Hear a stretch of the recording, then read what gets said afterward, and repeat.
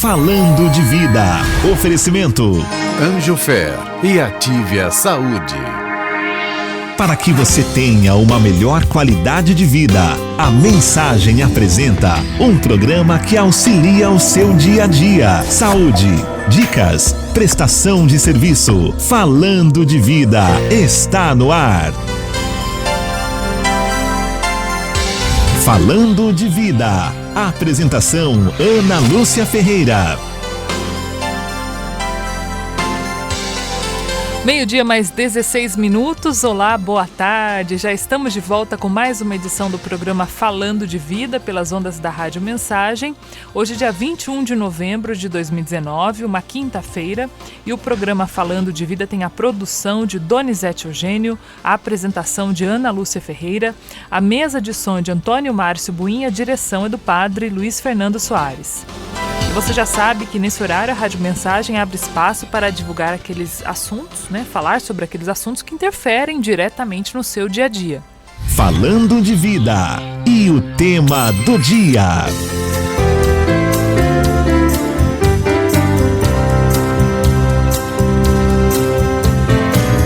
Apesar da maioria das mulheres terem um ginecologista como seu clínico geral, as doenças que mais afetam a população feminina, conforme mostram os dados da OMS, envolvem também outras áreas da medicina.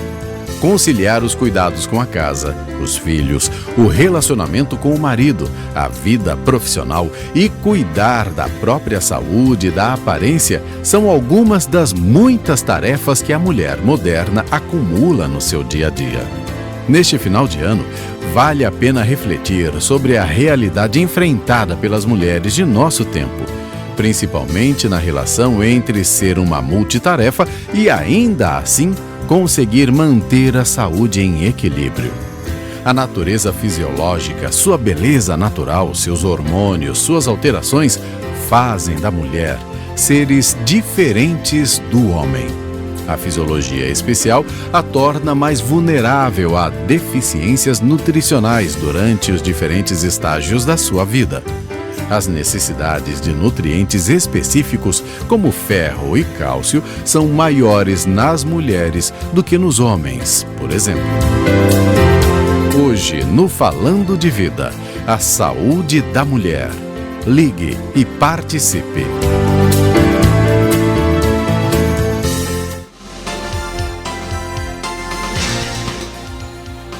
Hoje a saúde da mulher mais uma vez em pauta aqui no programa Falando de Vida, Você viu aí o tema do Carlos Sena trazendo pra gente já a informação.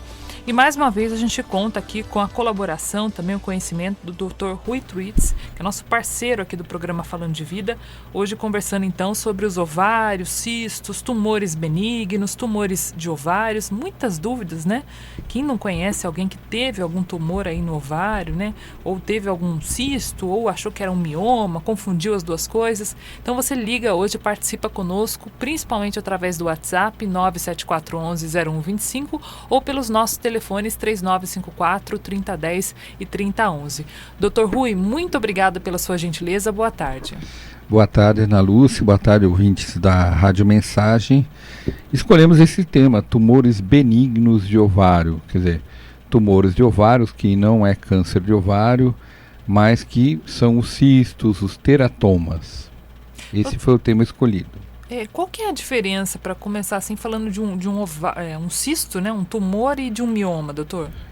Então, o mioma é um nódulo sólido que acontece no útero, na parede do útero, pode ser no corpo ou no colo do útero. Então, o mioma raramente, muito raramente, acontece no ovário. O mioma ele é no útero, é um nódulo sólido, é um caroço no útero. Os tumores benignos de ovário geralmente são cistos, são bolinhas de água no ovário, são bolinhas circulares de água no ovário que podem ser de tamanhos variados, desde 1,5 centímetro, 2 centímetros, chegando às vezes 7, 8, 9 centímetros, ou às vezes até mais. O cisto, é importante a gente falar isso. O cisto de ovário Você faz o ultrassom, você vê que é um cisto, é uma bolinha de água. Não tem com que se preocupar. Então é muito frequente a gente receber no consultório pacientes que fizeram um exame de ultrassom ou uma ressonância em que foi diagnosticado como um cisto de ovário e ela vem muito preocupada. Esses cistos, 99,9% são benignos, não são câncer e devem ser acompanhados. Aí pergunta, doutor Rui, mas pode crescer? Pode, o cisto pode aumentar, assim como também ele pode diminuir. A gente pode dar medicamentos para tentar ver se esse cisto diminui. E o cisto, diferente do mioma, como falou, o mioma é um caroço sólido. O cisto está relacionado com o ciclo menstrual. Então, Ana, muitas vezes a gente faz um ultrassom no começo, no meio e no fim do ciclo da mulher e a gente vê que esse cisto apareceu e desapareceu. Ele aumentou e diminuiu na diferente fase do ciclo. Então, a mensagem que eu quero passar, a mensagem para ouvinte é isso. Cisto de ovário não é preocupante. Na grande maioria das vezes não vira câncer, tá? O senhor falou aí da composição da água, né? Ele é sempre composto por água, doutor? O cisto sempre é com líquido dentro. Em qualquer né? parte do corpo? Cisto no joelho, cisto... Geralmente o cisto, dentro da medicina a gente usa o termo cisto para tumorações que têm líquido dentro. Então, cisto, seja um cisto de joelho, geralmente o cisto ele contém líquido dentro. É uma denominação que a gente usa em medicina para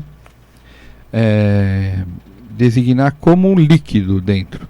No tumor de ovário, quando ele tem, além do líquido, tem alguma parte sólida, Ana Lúcia, aí a gente começa a se preocupar. Quando além da parte líquida, ele apresenta um componente sólido. Então aí nós chamamos de um tumor misto.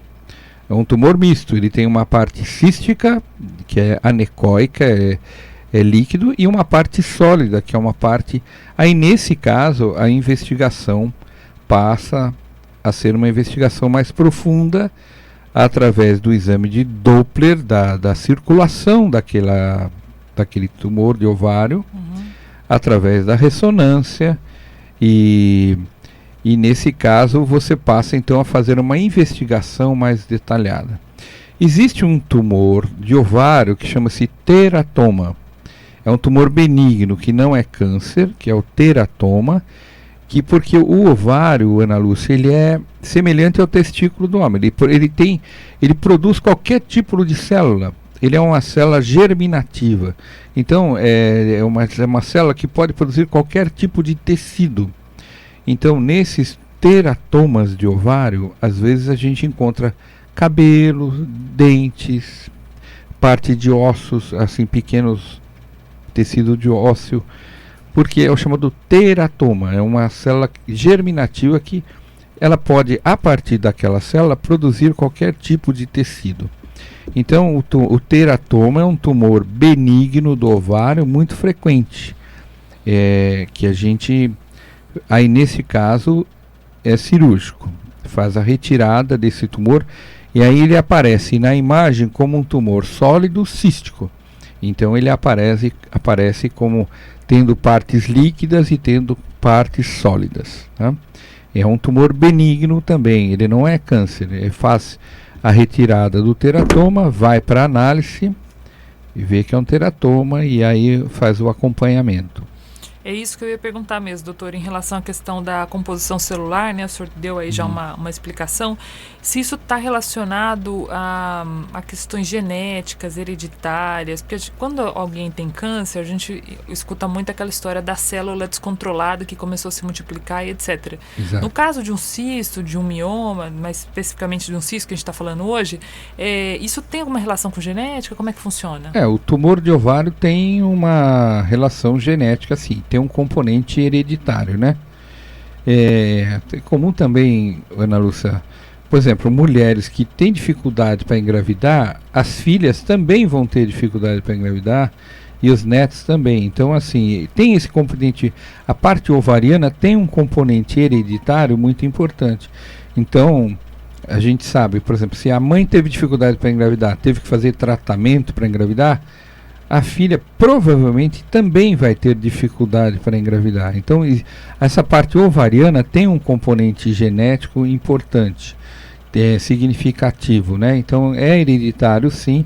Esses problemas de ovário podem ser hereditários. Agora, o cisto simples, ele acomete quase que 10% das mulheres. Então, de cada 100 mulheres, 10 às vezes tem pequenos cistos no ovário. São cistos que não precisa operar, é só observar. Como eu falei, mas doutor Rui, pode crescer? Pode. Você vai fazer um acompanhamento, pelo menos uma vez por ano. O ideal a cada 6 meses. Se tem um cisto de ovário de 6 centímetros. É muito comum também na menopausa o cisto de ovário, viu? Então, às vezes a mulher está na menopausa, ou uma mulher que tirou o útero, às vezes já fez a esterectomia e aparece lá e às vezes já tirou um ovário e aparece um cisto, é muito frequente. Em geral, quando ele não é grande, a gente mantém, não só dá tratamento, analgésico, se for o caso, se for necessário, mas não opera. Quando que a gente vai operar? Vai operar quando estiver dando dor intensa, quando tiver uma dor abdominal intensa, ele estiver obstruindo ou comprimindo alguma estrutura, ou em geral, o principal sintoma é a dor intensa, ou quando pode haver a torção do cisto. Então, às vezes, quando o cisto é grande, ele pode, às vezes, torcer, porque o cisto é alimentado por uma artéria e por uma veia. E muitas vezes pode acontecer, quando o cisto é grande, dele ter que fazer uma torção, ele torcer, ele virar, e ele torce o pedículo, e aquilo vai causar dor. Então, é uma dor intensa, uma dor aguda, que vai ser diagnosticada. É interessante que a semana passada, nós operamos uma mulher grávida de 28 semanas, que tinha um cisto e que esse cisto torceu na gravidez. Isso é muito raro. Mas o cisto estava onde? No ovário. O cisto no ovário, Peraí. fora do útero. É isso que eu ia perguntar. Calma que eu tô entendendo aqui. O útero estava lá fechadinho com o bebê, Isso. O cisto estava fora do útero, no ovário, o senhor operou ela sem prejudicar o útero. Sem prejudicar a gestação. A gestação continua. O cisto, ela já tinha o cisto antes de engravidar, só que durante a gravidez ela teve uma dor aguda, mas isso é muito, muito, muito raro. Nós estamos aqui na rádio, às vezes pode dar a impressão de que nossa, mas eu estou grávida, eu estou com dor, acho que eu tenho cisto. Não pense nisso. Na verdade, isso é muito, muito, muito raro. Poucas vezes a gente vê, raramente a gente vê, mas acontece. Então, assim, o cisto, quando ele tem mais que 6 centímetros, 7 centímetros, às vezes pode torcer o pedículo, ele fica torcido, como se fosse uma trança mesmo, virou, torceu. E aquele pedículo que tem a artéria, tem a veia, tem o nervinho, começa a ter dor. É uma dor aguda, uma dor intensa, e o diagnóstico é feito pelo ultrassom ou pela ressonância magnética na gravidez. Se não estiver grávida, pode fazer a tomografia.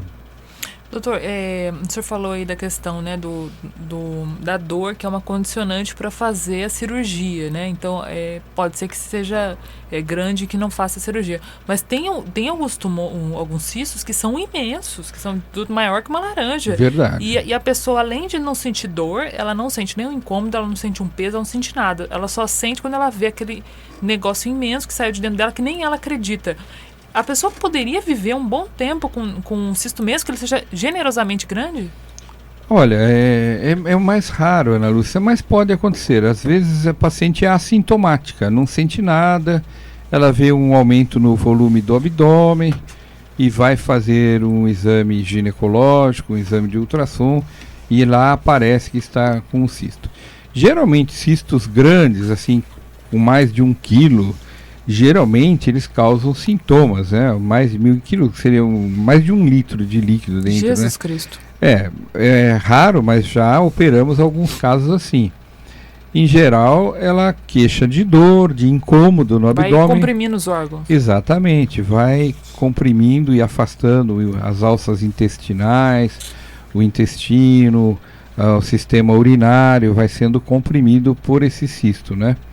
Quando ele é muito grande, 10 centímetros, 12 centímetros, você pode, ou mesmo sem ter dor, né, como você falou, aí tem que ser cirúrgico, né, porque ele chega num ponto que ele passa a comprimir as estruturas, passa a prejudicar e, na maioria das vezes, acaba dando algum sintoma.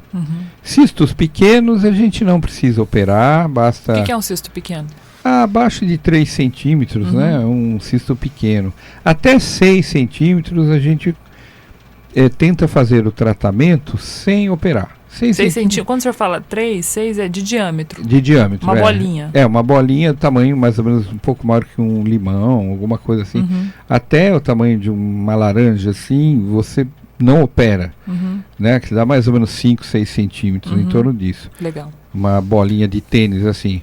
Quando ele é maior do que isso, daí a gente já passa a pensar em cirurgia. Importante também, só rapidamente lembrar, é evidente que existem casos que às vezes já de criança ela já tem o cisto e já operou, e existe também o cisto de endometriose, que às vezes você tem que pesquisar o câncer, né? Legal.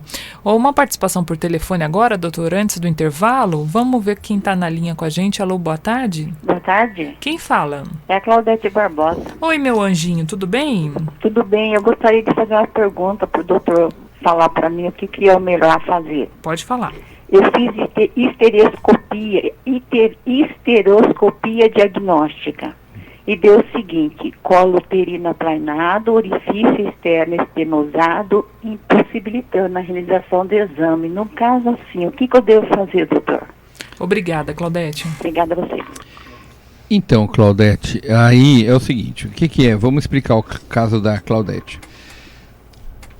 Provavelmente ela tem alguma imagem no endométrio, que é a parte mais de dentro do útero. É a camadinha de dentro do útero, é o acolchoado do útero. Como se fosse uma pera, assim, é a parte de dentro da pera. Então, provavelmente, a Claudete ela deve estar na menopausa, ou próxima da menopausa, e deve ter um espessamento ou um pólipo ali. O que aconteceu? O médico indicou uma histeroscopia diagnóstica, que é, você coloca uma câmera, você entra com um aparelhinho dentro do útero. Esse aparelhinho é ligado a uma televisão, onde você vai olhar o útero pelo lado de dentro. O que aconteceu no caso dela? O médico tentou fazer a histeroscopia, mas o colo do útero está muito fechado. Na menopausa isso pode acontecer, o colo fica muito fechado. Então o médico que foi fazer a histeroscopia diagnóstica não conseguiu entrar com o aparelho. O que temos que fazer aí? Primeiro, então, assim, o exame dela não foi feito, na verdade não foi realizado. Perdeu o exame. Não conseguiu realizar o exame porque fazer. O aparelho não conseguiu passar o aparelho pelo colo do útero. Aí teria que fazer um exame com anestesia. Primeiro ela usar um estrogênio no colo, um creme de estrogênio durante algum tempo para tentar amolecer esse colo do útero, para tentar esse colo do útero menos estenosado. O que é estenosado? É fechado. Para o colo do útero não ficar tão fechado, não ficar tão endurecido que dificulta a passagem do aparelho. Aí, sob a anestesia, vai ter que tomar uma anestesia, uma analgesia, uma sedação. O anestesista faz, aí tem que ser no hospital. O médico vai tentar dilatar esse colo do útero com um aparelhinho para poder passar a câmera, né? A câmera. Maravilha. Isso. Meio-dia mais 35 minutos, vamos a um rápido intervalo, Buim. Daqui a pouco a gente volta aqui no Falando de Vida, conversando com o Dr. Rui Truitz, hoje falando sobre esses os cistos, né, nos ovários, os tumores benignos. Você já aprendeu aí que se há um cisto é quase que sempre de água, né, e benigno, né, então não é tão grave quanto outros casos que nós temos na ginecologia. Um rápido intervalo, daqui a pouquinho a gente volta já com a sua pergunta, a sua participação. Voltamos já já. Estamos apresentando Falando de Vida. Ei, psiu! Agora você tem a oportunidade para reformar ou construir a sua casa. Anjofer Materiais para Construção. Variedades em hidráulica, elétrica e portas e janelas em alumínio com o melhor preço. Bom atendimento. Faça-nos uma visita. Rua Carlos de Campos, 797, Parque Itamaraty, sentido Santa Branca. Telefone 3952-6330. Zap 98807-0400. Anjofer Materiais para Construção. Voltamos a apresentar Falando de Vida.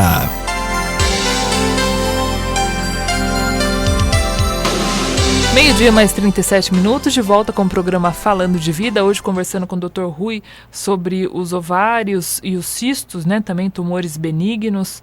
O doutor estava me explicando aqui que basicamente os folículos, né, que soltam aí os óvulos, correto, isso, doutor? Eles formam cistos porque eles tomam vida própria, né? A gente pode dizer assim, vira uma bolinha de água dentro da gente que vai crescendo igual um alien. Mais ou menos. É quase... O senhor já viu bastante, doutor, assim, te assustou, assim, como médico, de grande, bastante água? Tem cistos enormes, cistos bem... Qual que foi o maior que o senhor já pegou? Dá mais de 1 quilo, né? O quê? 1,3 kg, 1,5 kg. A pessoa já estava até meio barrigudinha. Muito barriguda, muito.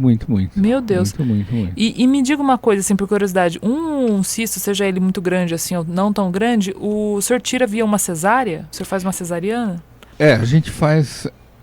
Ele pode ser pela videolaparoscopia ou quando ele é muito grande assim, o que a gente faz? Esvazia ele antes de tirar, entendeu? Porque um cisto de 1,3 kg, por exemplo, você primeiro tira o líquido, você faz um furinho. Um dreno.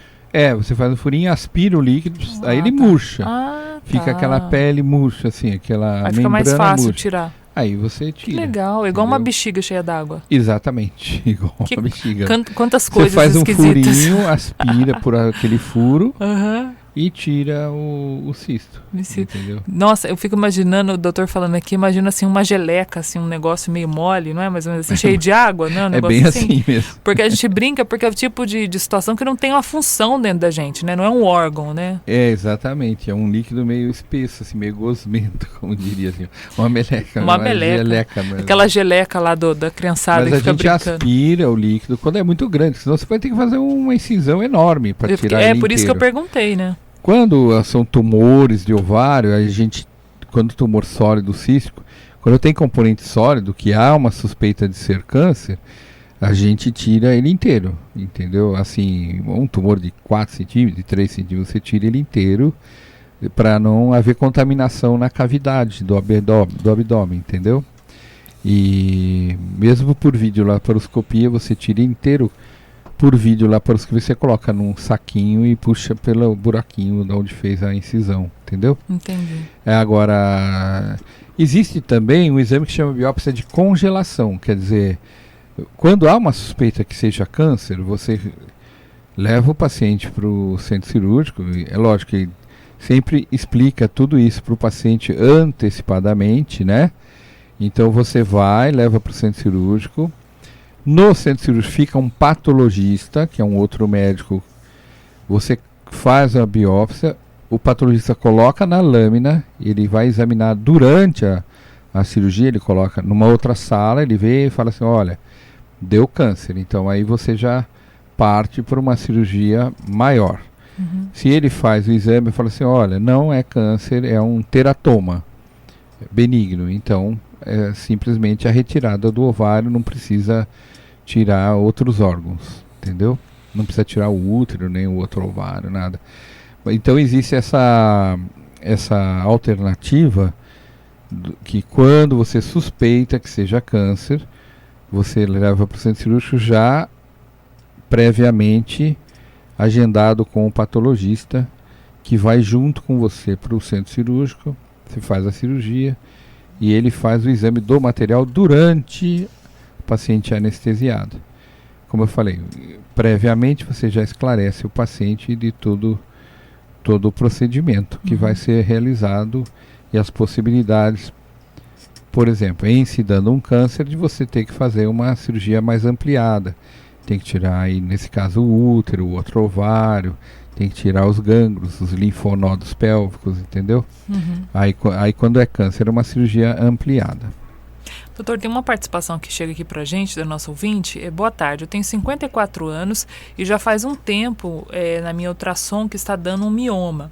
Eu passei no médico particular, ele quis operar, eu não sinto dor e não tenho hemorragia, só engordei, ou seja, ela tem um conforto ali, ela sabe que tem um mioma, o médico quis tirar, mas ela tá de boa. E engordou. Quero saber se a tendência desse mioma é sumir ou aumentar com o tempo. A minha menstruação está oscilando há 1 ano, 54 anos. Então, o mioma é um nódulo sólido no útero. Pode ser na parede, pode ser no colo do útero. Então, primeira coisa é isso. O mioma, ele é muito frequente. Então, assim, nessa faixa de idade, de 54 anos, de cada 10 mulheres, 4 têm mioma. Então, de cada 100 mulheres, 40 tem mioma. Ele está em torno de 40%. Então, nessa faixa etária, dos 54 anos, muitas mulheres têm mioma. Em geral, a gente não opera. Por quê? Há uma tendência de, na menopausa, ele murchar. Ou ele fica daquele tamanho, ou ele diminui. Porque na menopausa, os órgãos atrofiam da mulher. Na menopausa, o útero tende a diminuir de tamanho e o mioma também. Então, em princípio, não seria caso de operar. O que a gente leva em consideração? 4 coisas. Por exemplo, então a idade, ela está com 54 anos. É diferente. Se você tiver um mioma numa moça de 25 anos, é uma situação. Uma moça de 25 anos que não tenha filhos, é uma situação. Uma mulher de 54 anos que já tem a prole constituída é uma outra situação. Ela está próximo da menopausa, então tudo isso você leva em conta. Segunda coisa, se deseja ter filhos ou não. Geralmente, com 54 anos, ela já não há intenção de ter filhos. Uma moça de 30 anos, se ela não tem, ela quer ter filhos. Então, outro fator, se tem hemorragia. Então aí, veja bem, ela falou que a menstruação está irregular, etc e tal. Então, se tem hemorragia, pode a gente ter que pensar numa cirurgia por causa da hemorragia. Ou algumas alternativas de tratamento. Alternativas não quer dizer que vai curar o mioma vai sumir. Eu sempre digo isso. Tratamento curativo do mioma é retirar o mioma. Curativo. Ou retirar o mioma, ou retirar o útero. Aí você curou, sumiu o mioma. Agora, a gente tem tratamentos paliativos para tratar os sintomas. Então, pode ser injeção, pode ser através de remédios, Então, existem algumas alternativas para a gente tratar os sintomas. Estou tendo hemorragia. Então, vamos dar remédio para diminuir esse sintoma, esse sinal que é a hemorragia. Se o mioma é um mioma pequeno e ela está perto da menopausa, com 54 anos, existem algumas alternativas de tratamento, inclusive com o SIL, que é o Sistema Intrauterino de Levonorgestrel. É um aparelhinho que você coloca no útero, que ele vai liberar progesterona. Então existem algumas alternativas de tratamento. 54 anos, tem um mioma. Se não é grande, se o mioma não é grande, é tentar controlar o sangramento. Eu não vejo necessidade de operar. É lógico que eu não estou aqui, não examinei, não estou consultando, então não posso... Probabilidade. Né, dizer sobre o que o outro médico falou, mas é que geralmente leva em conta isso. Às vezes, tá sangrando vamos então já tirar e já resolve o seu problema. Aí vai muito da pessoa, de como ela está sangrando, se está tendo anemia ou não. Se é uma mulher que está tendo anemia e esse sangramento está muito descontrolado, e às vezes ela tem a opção de, prefiro tirar, prefiro operar. Às vezes a pessoa fala, não, eu prefiro tentar tratar a hemorragia com remédio. Então é bem pessoal, é muito personalizado esse tratamento, né? Em princípio, que eu digo assim, eu só deixo a cirurgia realmente em casos extremos de necessidade. Conhecendo já o histórico das pacientes, né, nessa idade. Doutor, olha só o relato que chega aqui do nosso ouvinte, é o Aparecido do Parque dos Príncipes. Boa tarde. Minha esposa sangrou 1 ano, não tinha remédio que desse jeito, deu até anemia nela, motivo um mioma no útero. E hoje faz 1 ano e 1 mês que ela operou, retirou o mioma, as trompas, o útero e ela está bem. A minha pergunta é a seguinte, por que já não opera quando descobre o mioma, depois aumenta muito o sofrimento das mulheres? Acho que é isso que o senhor falou agora, né, doutor? Aparecido, né? É Aparecido. Então, Aparecido é uma coisa muito personalizada. Por quê? Porque, primeiro, o acesso ao tratamento, né? Porque a gente sabe que no serviço público, nos convênios, às vezes a dificuldade de acesso. Às vezes a gente vê que algumas mulheres fazem verdadeiras peregrinações, não só aqui em Jacareí, mas em outras cidades, em São José dos Campos. A gente vê que a mulher está com sangramento, está com mioma e não consegue um encaminhamento para cirurgia, tem dificuldade em agendar a cirurgia. Então, algumas mulheres a gente vê que fazem verdadeiras peregrinações para conseguir a cirurgia, infelizmente, né? Não é só, isso não é uma crítica aqui em Jacareí, mas em São José, em outras cidades do Vale, do país, né?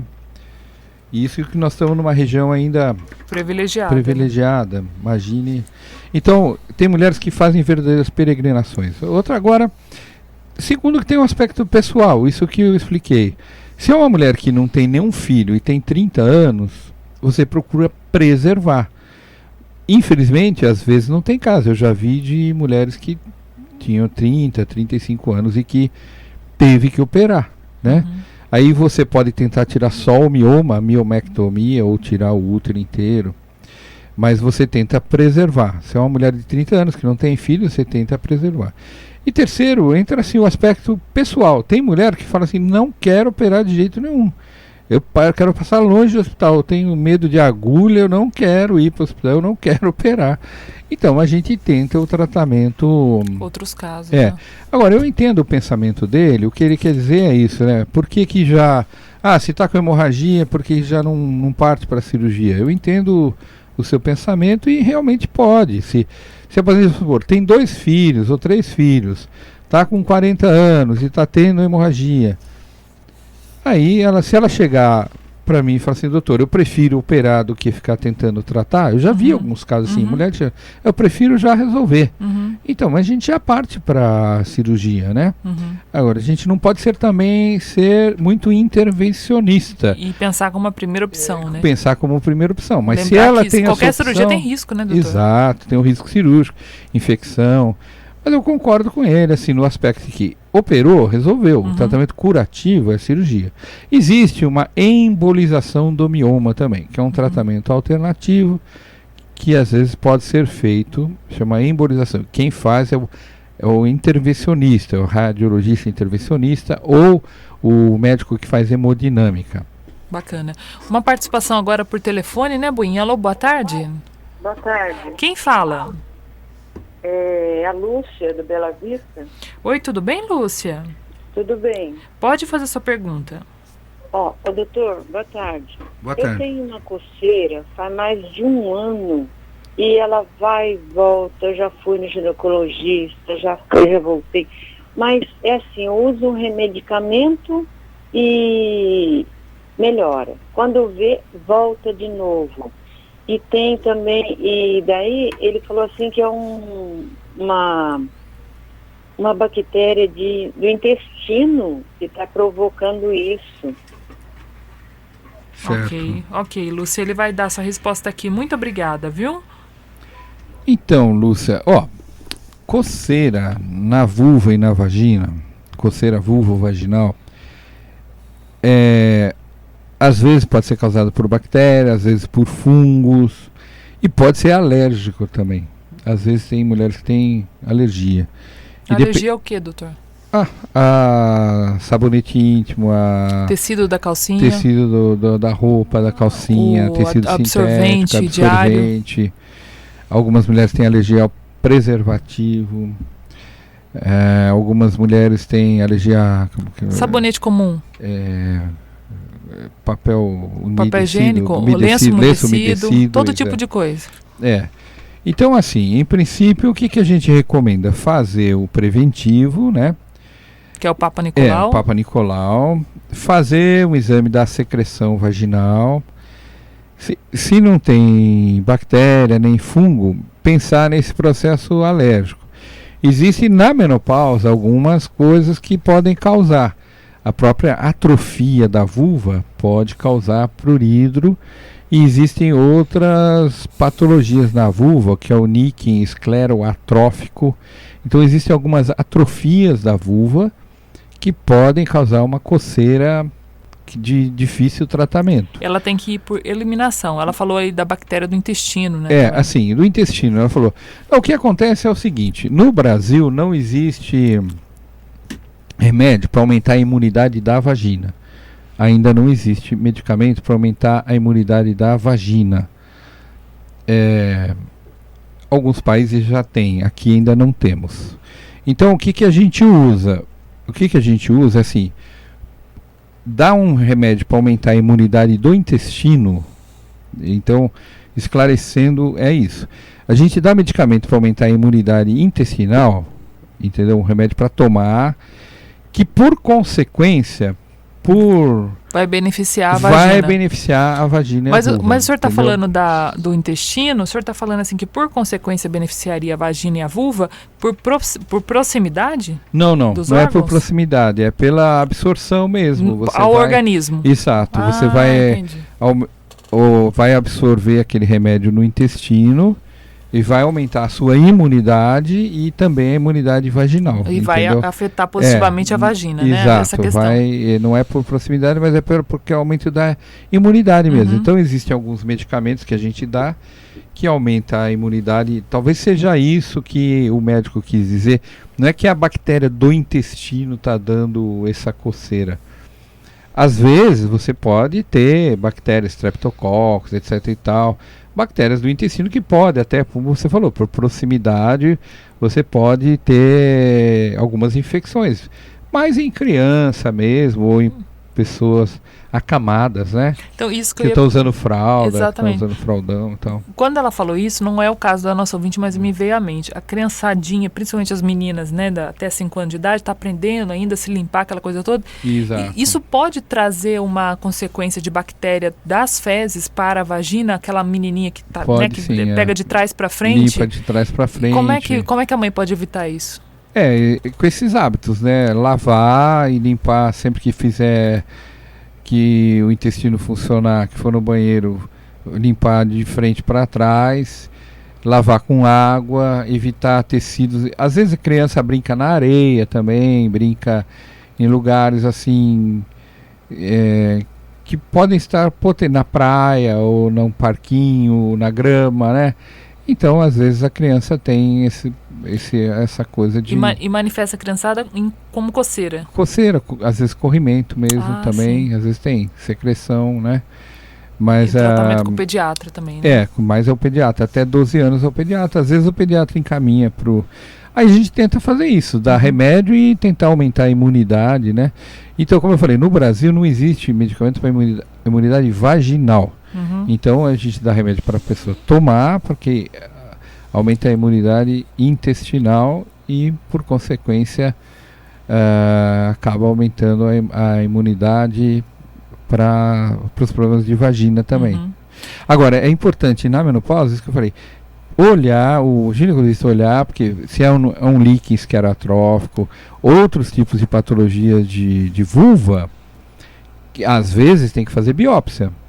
Às vezes tem que fazer uma pequena biópsia, tira um pequeno pedacinho para exame, aí faz a vulvoscopia, tira um pedacinho para exame, aí manda para exame.